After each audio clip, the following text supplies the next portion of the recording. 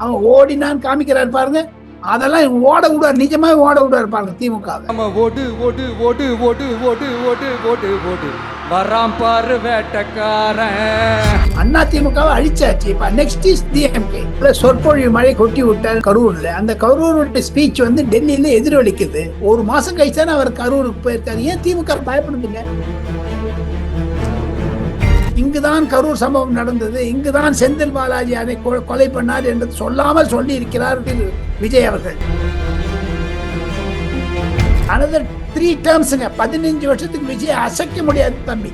விஜய் அவர்கள் திமுக மீது தான் கொள்கை எதிரி இல்லை, அரசியல் எதிரி என்பதை நிலைநாட்டி தீர்வார். iPlus TV, India's #1 QLED TV. Crystal clear picture quality with 3-year replacement warranty. Smart voice, smart entertainment.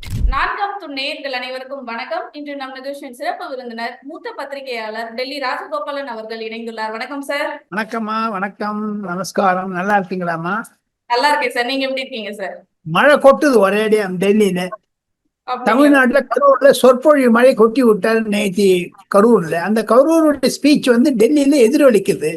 காங்கிரஸ்காரங்க பேசுறாங்க, ஹிந்திக்காரங்க பேசுறாங்க. அவருக்கு வர கூட்டத்தை பார்த்துட்டு நான் வந்து times now, republic, NDTV, India today போன்ற ஆங்கில தொலைக்காட்சிகள், இந்தி தொலைக்காட்சிகள் விஜயை சப்போர்ட் பண்ணி பேசுறதுனால எல்லாம் கே போடுற சார், கியூ போடுற, குஸ்ஸா கியூ அப்படிலாம் கேட்கறாங்க. அதான் ஏன் கோவப்படுறாருலாம் கேட்கறாங்க நம்மள.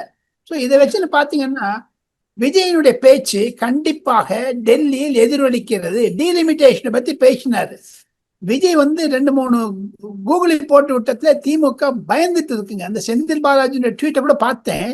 அந்த ஏவா வேலு திருப்பி வந்துட போறாங்கிறாங்க. ஏவா வேலு வந்து திரும்பி வரப்போறாங்கிறாங்க. நேற்று பேசினத்தான் தான் திரும்பி வர்றாரு அவரு. எல்லாத்த தவிர சட்டமன்றம் இந்த மாச கடைசியில பட்ஜெட் செஷன் கூட போகுது. அப்ப என்ன பண்ண போறாங்க பார்க்கலாமே. திமுக, அதிமுக, அமமுக ஒன்று இணையுதுன்னு சொல்லிட்டு ஒன்னா ஃபைட் பண்ணலாம்னு சொல்லிட்டு தினகரன் இன்னைக்கு ஒரு யோசனை கொள்ளியிருக்காரு. வரவேற்கத்தக்கது. தமிழக அரசியலை 70 ஆண்டு காலம் சூறையாடிய திமுக, அதிமுக இரண்டுக்கும் ஒரு பதில் கொடுக்க அளவுக்கு விஜய் வந்தது அந்த 2 கட்சிகளையும் பாதித்து விட்டது. தேசிய கட்சிகளான பாஜக, காங்கிரஸையும் பாதித்து விட்டது. இனி நடக்கக்கூடிய காலத்தில் காங்கிரஸ் அவப்பெயரை கொண்டு வந்து விடும் விஜய்க்கு. இந்த ஒரு சிச்சுவேஷனா பாத்தீங்கன்னா தமிழ்நாடு அரசியல் மாறிட்டு வருது லலிதாமா. சார், ஏன்னா இப்ப கரூர்லயே அவர் பேசியிருப்பாரு. குறிப்பிட்டு திமுகவை மட்டும்தான் நிறைய விமர்சிச்சிருப்பாரு. திமுக எங்க மேல வழிய போடுது, அந்த ஒரு காரணத்தை மட்டும் எங்க போனாலும் கரூர் சம்பவத்துல சொல்லிட்டே இருக்காரு. ஏன் சார்? கரூர் சம்பவம் அவருடைய மனதில் ஒரு ஆழமாக படிந்து விட்டது. முதலமைச்சர் ஆகுவதற்கு முன்னதாக 20 லட்சம் கொடுத்தாங்க. தமிழ்நாடு அரசாங்கம் 10 லட்சம் கொடுத்தது. அப்போ அது யாருமே கேட்கல. 30 லட்சம் வாங்கினாங்க. இப்ப வேலை கொடுத்துருக்காங்க. ஒரு சமூக செக்யூரிட்டி தானே, சோசியல் செக்யூரிட்டி தானே லலிதா. அவங்க குடும்பங்களுக்கு அன்பான குழந்தையும் கணவனையும் மனைவியும் யார் எந்தெந்த வீட்டுல யார் யார் இறந்திருக்காங்கன்னு லிஸ்ட் போட்டிருக்காங்க. அதெல்லாம் பார்த்து அனலைஸ் பண்ணி 2 ஐஏஎஸ் ஆபீசர் உட்காந்துட்டு அப்புறம் தானே ஒரு மாசம் கழிச்சானே அவர் கரூருக்கு போயிருக்காரு. ஏன் திமுக பயப்படுதுங்க? அந்த இடத்துல அவங்க ஜெயிச்சுட்டான வம்புன்னு பாக்குறாங்க. அதுதான் விஜயபாஸ்கர் எந்த எம்எல்ஏ அங்கேருந்து ஜெயிச்சாரோ அவரையும் வந்து சேர்ந்துட்டாரு. ஏன் திமுக பயப்படுது? ஒண்ணுங்க, அந்த பாலம் இடிஞ்சு விழுந்துன்னு சொன்னார் பாருங்க. சில அதிகாரிகளிடம் நான் பேசினேன். அதுல தோண்ட ஊழல் வருதுன்னாரு சீஃப் மினிஸ்டர். அதிகாரிகளுக்கு எந்த பாலம்னு தெரியல, ஆனா கையில வச்சிருக்காரு விஜய். அதை சட்டசபையில சொல்ல போறாரு. அவன் ஓடினான்னு காமிக்கிறாரு பாருங்க. அதெல்லாம் இவங்க ஓட விடுவார், நிஜமாவே ஓட விடுவார் பாருங்க. திமுகவை அழிச்சிருவார். திமுக அண்ணா திமுகவை அழிச்சாச்சு. இப்ப நெக்ஸ்ட் இஸ் டிஎம்கே. அந்த விஜய் மீது இருக்கக்கூடிய ஒரு திருப்பம் என்பது தமிழக இளைஞர்களிடையே ஒன்னும் இல்லை, 75 வயசு எனக்கே ஒரு வந்துச்சுன்னா தங்களை போன்ற இளைஞர்களுக்கெல்லாம் விஜய் என்பது ஒரு ஒரு எதிர்காலமாகத்தான் நான் பார்க்கிறேன். தமிழகத்தில் 70 ஆண்டுகள் கூத்தடிச்சாங்க பாருங்க 2 திமுக அதிமுக சேர்ந்து. அதுக்கு சரியா பதில் சொல்றதுக்கு வந்திருக்காருங்க. கரூருடைய பேச்சு என்பது அடுத்து வரக்கூடிய 5 வருடத்திற்கு எதிரொலிக்கும் என்பதுதான் என்னுடைய கருத்து. ஆனா இப்ப கரூர்ல இந்த அரசு பண்ணி கொடுத்திருக்காரு இல்லையா சார், அது வந்து சரியா? ஏன்னா இவரு பர்சனலா அவருடைய கூட்டத்துக்கு வந்து கட்சியில, அதாவது ஆளும் கட்சிக்கு வர்றதுக்கு முன்னாடி அவருடைய கூட்டத்துக்கு வந்து இறந்தவர்களுக்கு அரசு சார்பில இருந்து காசும் கொடுத்துட்டாங்க. இவரு 20 லட்சம் கொடுத்துட்டாரு. ஆனா இப்ப அரசு பணின்றது கொடுக்கலாமா? அது நியாயமான ஒரு கேள்வி எதிர்பார்க்கிறாங்க சார். அநியாயம்னு நான் ஆர்கியூ பண்றேங்க. அநியாயம் தாங்க அது. யாரும் இல்லைங்கிற. கரூர்ல ஒரு நினைவு சின்னம் வைக்க போது தமிழ் வெற்றி கழகம் தனி கட்சி சார்பில் சொன்னார். அதுக்கு என்ன சொல்ல போறீங்க? ஆக மொத்தம் எப்படி ஜாலியன் வாலாபாகில் இந்திய சுதந்திரம் கிடைத்ததோ அகில இந்திய அளவிற்கு, எப்படி நரேந்திர மோடி இந்தியா கேட் பக்கத்துல நேஷனல் வார் மெமோரியல் வச்சிருக்காரோ, அது மாதிரி வரக்கூடிய எதிர்காலத்து வரக்கூடிய தலைமுறையினருக்கு இங்குதான் கரூர் சம்பவம் நடந்தது, இங்குதான் செந்தில் பாலாஜி கொலை பண்ணார் என்பது சொல்லாமல் சொல்லி இருக்கிறார் திரு விஜய் அவர்கள். அதை ஊர்ஜிதப்படுத்தி இருக்கிறார். ஆக மொத்தம் நினைவு சின்னத்தை பத்தி எவனும் பேச மாட்டாங்க. ஏன்னா அது கட்சியில போயிடுது. இவங்க அரசாங்க டிபார்ட்மெண்ட்ல ஏன் வேலை கொடுத்தான்னு கேட்கறாங்க. அது தற்காலிகமா வேலை கொடுத்துருக்காங்க. சில சமயத்துல பாருங்க, ஐஏஎஸ் ஆபீசர்ல கொடுக்கல, ஐபிஎஸ் ஆபீசருக்கு அது ஒரு கொள்கையை மாற்றக்கூடிய அளவிற்கு கொடுக்கல. என்னென்ன படிச்சிருக்காங்களோ அதுக்கு ஏற்ற மாதிரி கொடுக்க போறாங்க. வருஷத்துக்கு ஏற்கனவே 30 லட்சம் ரூபாய் வச்சுட்டு குடும்பம் நடத்தலாம். தலைமுறையா இறந்தவர்களுக்கு மரியாதை செய்வதற்காகத்தான் அரசாங்கம் செய்தது. நீங்க எம்ப்ளாய்மெண்ட் கொடுத்தான்னு சொல்றீங்களா? 20 லட்சம் ஏங்க கொடுத்தாங்க? அது தவிர்த்து ஸ்டாலின் ஏங்க 10 லட்சம் கொடுத்தாரு? விஜய் வரக்கூடாது தானே கொடுத்தாரு. விஜய் வந்துட்டாரு, இவர் எம்ப்ளாய்மெண்ட் கொடுக்குறாரு. அந்த குடும்பம் என்ன நினைச்சுக்கோங்க. ஏன் கேவலப்படுத்துறாங்க சார் குடும்பம்? இப்போ என்னுடைய மகனுக்கோ என்னுடைய தகவலுக்கோ எனக்கு அப்புறம் யாராவது வேலை கொடுத்தாங்கன்னா நன்றியை தெரிவிக்க வேண்டும்.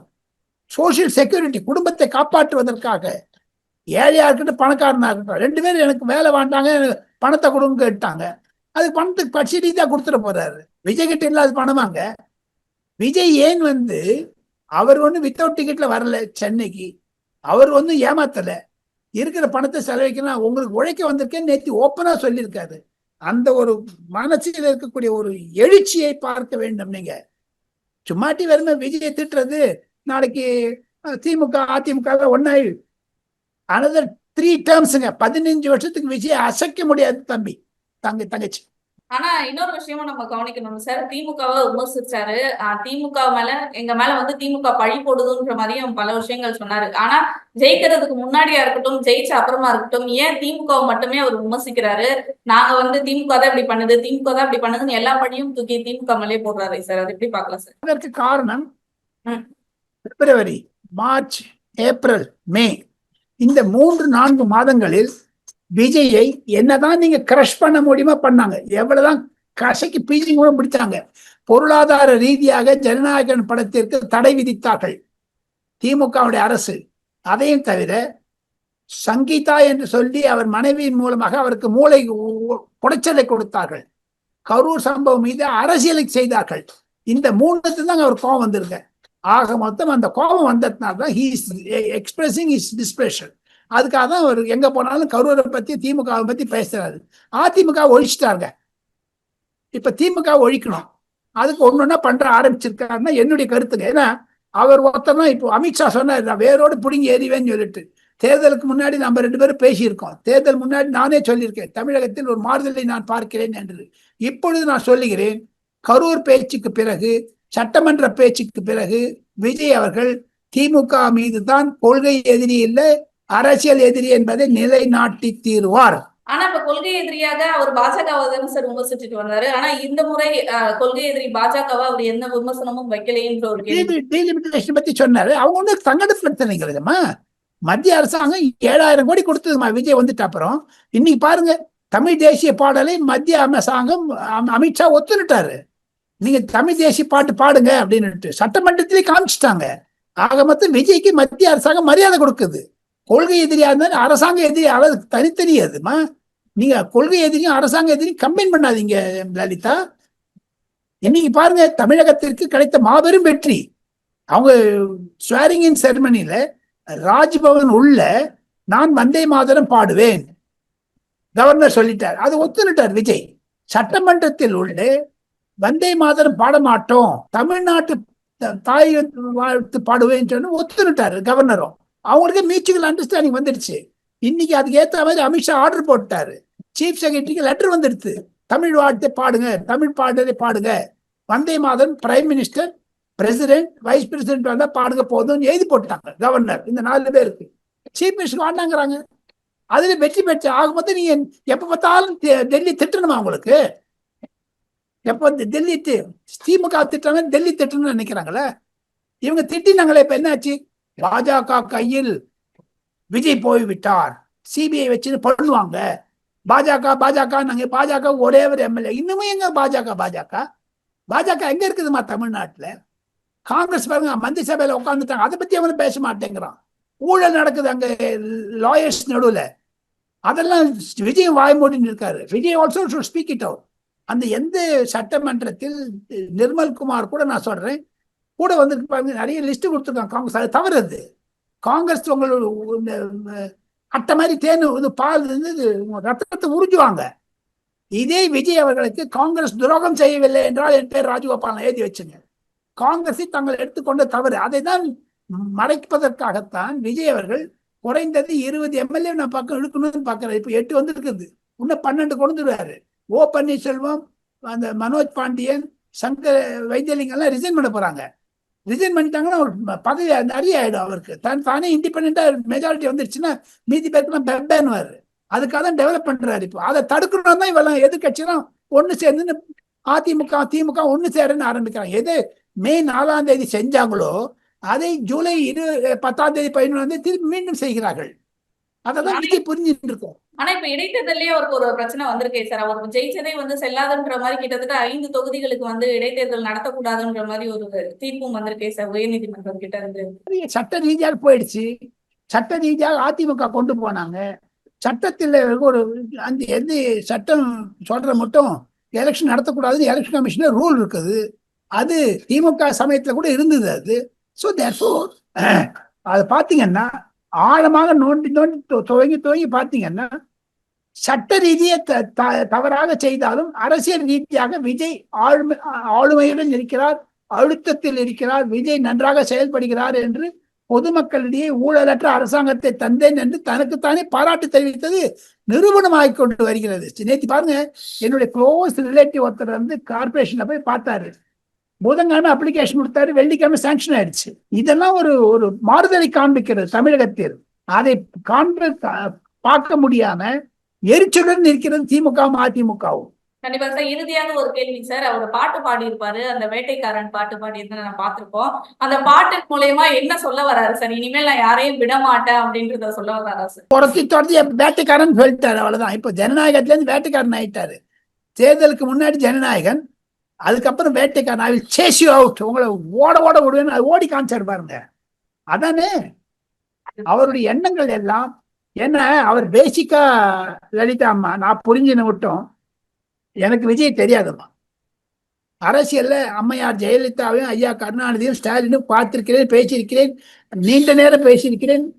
எடப்பாடி ஐயாவும் நன்னா தெரியும். இருந்தாலும் விஜய் அவர்கள் ஒரு எனிமி நம்பர் 1ன்னு வச்சிருக்காரு பாருங்க. ஸ்டாலின் கூட எனிமி இல்லை அவருக்கு, உதயநிதி தான் எனிமி. காரணம் என்ன என்று கேட்டால் பிளாக் ஜெயிண்ட், அது ரெட் ஜெயிண்ட் மூலமாக விஜயினுடைய சினிமா துறையில் அழுத்தத்தை கொண்டு வந்தார்கள். அந்த பிச்சுன்னு வருது, அதாங்க கோபம். உங்க வீட்டுல ரைஸ் குக்கர் உங்க அம்மா வைக்கிறாங்களா, நீங்க வைக்கிறீங்களா? ரைஸ் குக்கர், அரிசி குக்கர் புஷ்ன்னு வருது பாருங்க. அந்த மாதிரி வேட்டைக்காரனாக தன்னை வந்து விசில் அடிக்கிற மாதிரி அடிச்சுட்டு வந்துடுவாரு. அந்த வேட்டைக்காரன் பாடியது திமுகவை அடியோடு அழிப்பதற்காகத்தான். ஒன்னே ஒன்று சொல்றேன் கடைசியா ரனிதா, தமிழ்நாட்டில் கடந்த 45 ஆண்டுகளாக தமிழக அரசியலை நோக்கி வருவோம் நான். இன்று திராவிட முன்னேற்ற கழகத்தினுடைய ஊழியர்கள், அண்ணா திராவிட முன்னேற்ற கழகத்தினுடைய ஊழியர்கள் தலைமைக்கு எதிராக போய் புது கட்சியை பார்க்க ஆரம்பிக்கிறார்கள். அதில் விஜயை அவர்கள் பிரகாசமாக பார்ப்பதனால் தமிழ் வெற்றி கழகம் வளர்கிறது. 108ங்கிறது 144 எப்படி வந்து அதையே கேட்க மாட்டேங்கிறாங்க. அது குதிரை பேரம் இல்லையா? அதை கேட்கறதுதானே. அப்போ சபாநாயகர் சேர்த்து 25 பேருக்கு மன்னிப்பு கடிதம் கொடுத்து மன்னிச்சுட்டாரு. அவங்களுக்கெல்லாம் டிஸ்குவாலிபிகேஷன் ஆகாத காப்பாத்தினாரு. இதே விஜய் பாஸ்கர் அன்னைக்கு ராஜினாமா பண்ணியிருந்தா இவரு டிஸ்குவாலிஃபை ஆயிருப்பாரு. இதையெல்லாம் புரிந்து கொண்டு தான் தமிழக அரசியல் அது ரொம்ப டைட் ரோப் வாக்கு பண்றாரு, ஜென்டலா பண்றாரு. அவரை பொறுத்த மட்டும் திமுக என்பது முதல் எதிரி, பாஜக வந்து கொள்கை எதிரின்னு அதை விட்டுங்க, கொள்கையில அதிக மாத்திக்கலாம் கொள்கையில. இதே திராவிட முன்னேற்ற கழக அரசாங்கம், தலைவர் மு.க.ஸ்டாலின், தகப்பனார் கருணாநிதி அவர்கள் வாஜ்பாயுடன் பேசும்போது நான் சென்னையில் இருந்தேன் என்று முரசொலி மாறன் சொன்னார். சில பாயிண்ட்ஸ் எல்லாம் விட்டுருங்க, காமன் மினிமம் ப்ரோக்ராம் வச்சுக்கலாம், கொள்கை எதிரி இருந்தாலும் நாங்கள்லாம் உங்களுக்கு அரசியல் எதிரி அல்ல என்று. அது மாதிரி விஜயோடு பாஜக வந்து கைகோத்துன்னு போகலாம். யார் கண்டாங்க வரக்கூடிய காலத்தில்? இதுதான் என்னுடைய கருத்து என்று சொல்லி 4ஆம் தூண் நேரிலிருந்து விடைபெறுகிறேன். நன்றி. நன்றி சார். ரொம்ப நன்றி சார்.